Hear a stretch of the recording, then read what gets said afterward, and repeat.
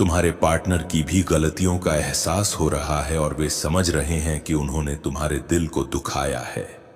हालांकि उनकी सबसे बड़ी समस्या यह है कि वे दूसरों की बातों में आ जाते हैं और इस कारण तुम्हारे साथ ठीक से जुड़ नहीं पाते।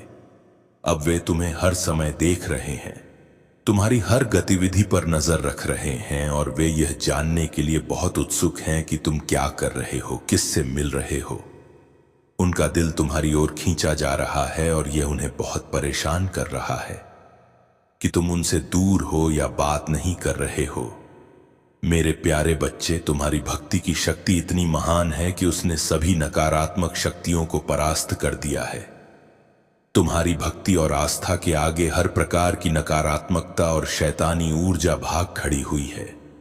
यह सब तुम्हारे समर्पण और ईश्वर के प्रति तुम्हारे सच्चे प्रेम का परिणाम है। जो बोझ तुम्हारे सिर पर लंबे समय से था वह अब उतर रहा है। वह पीड़ा जो तुम्हारे जीवन में लंबे समय से चली आ रही थी अब समाप्त हो रही है। तुम्हारे जीवन में जो भी इमोशनल डिस्टेंस था, चाहे वह तुम्हारे और तुम्हारे पार्टनर के बीच था, वह अब धीरे धीरे समाप्त हो रहा है। तुम दोनों के बीच का प्यार और सामंजस्य फिर से वापस आ रहा है। तुम्हारी मेहनत और समर्पण का फल अब तुम्हें मिलने वाला है और वह सभी आशीर्वाद तुम्हारे जीवन में आने वाले हैं जिनके तुम हकदार हो।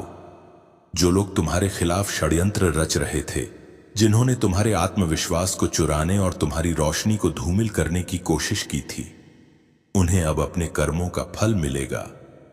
इन लोगों के भीतर ईर्ष्या और द्वेष ने उन्हें अंधा कर दिया था, लेकिन अब उन्हें उनके बुरे कर्मों की सजा मिलने का समय आ गया है। ईश्वर का न्याय अब उनके लिए सामने आ रहा है और तुम्हें इन लोगों से खुद को दूर रखना है। अब तुम्हारे जीवन में खुशियों और समृद्धि की तेज बाढ़ आने वाली है। मनी वेल्थ और वह सभी आशीर्वाद जिनके लिए तुमने परिश्रम किया है अब तुम्हारी ओर बढ़ रहे हैं। यह समय तुम्हारे जीवन में नए परिणाम और सफलता का है। तुम्हें केवल इन नकारात्मक लोगों से दूरी बनाए रखनी है और अपने जीवन की नई शुरुआत का स्वागत करना है। मेरे प्यारे बच्चे, तुम्हारा यह सोचना सही है कि भगवान की भक्ति और पूजा केवल सन्यासी या साधु ही नहीं करते। एक गृहस्थ जीवन जीने वाला भी भगवान की भक्ति में पूरी तरह लीन रह सकता है। महादेव जी के प्रति भक्ति और प्रेम के लिए किसी विशेष समय या स्थान की आवश्यकता नहीं होती। चाहे तुम गृहस्थ जीवन में व्यस्त रहो, तुम अपनी परिस्थिति के अनुसार भी भगवान को प्राप्त